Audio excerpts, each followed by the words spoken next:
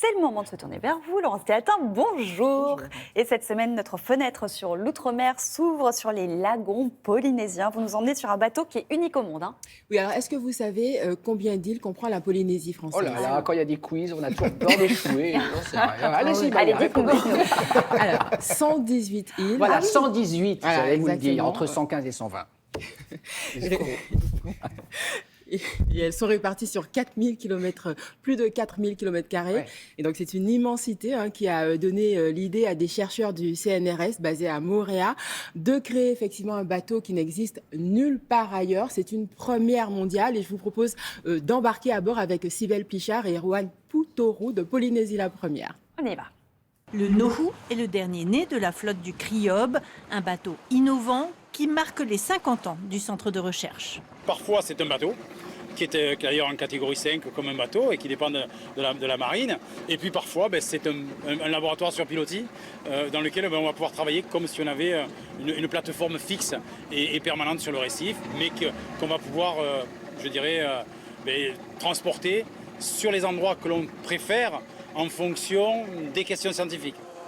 Le prototype a été conçu et construit par un chantier tahitien.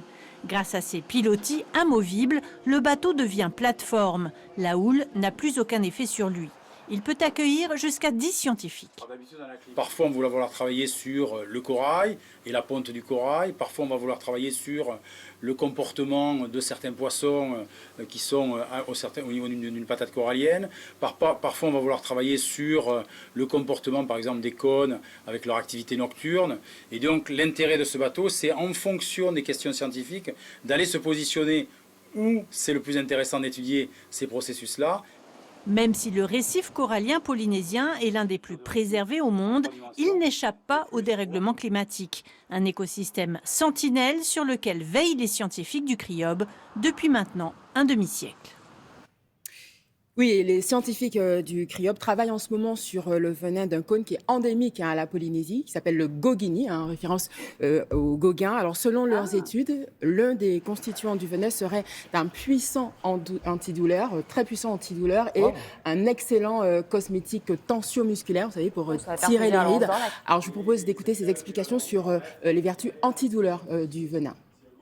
Il y a une étude assez poussée qui a été faite sur une espèce et qui semble montrer qu'il y aurait une capacité à être beaucoup plus puissant que certains antalgiques comme la morphine actuellement. Alors, et donc, il pourrait être utilisé du coup en quantité beaucoup plus faible. C'est surtout ça l'intérêt et ne plus avoir cet effet addictif que peut avoir certains opiacés comme la morphine. Voilà. Wow, Incroyable. c'est Oui, impressionnant. tout à fait. Alors, donc, vous pourrez revoir ce reportage et sur l'application La Première, ainsi que les antennes télé et radio du pôle Outre-mer de France Télévisions, en direct et en replay. Ça, c'est nouveau. Des séries, des documentaires inédits, aussi poser des questions aux journalistes dans le fil d'actu en continu. Très bien.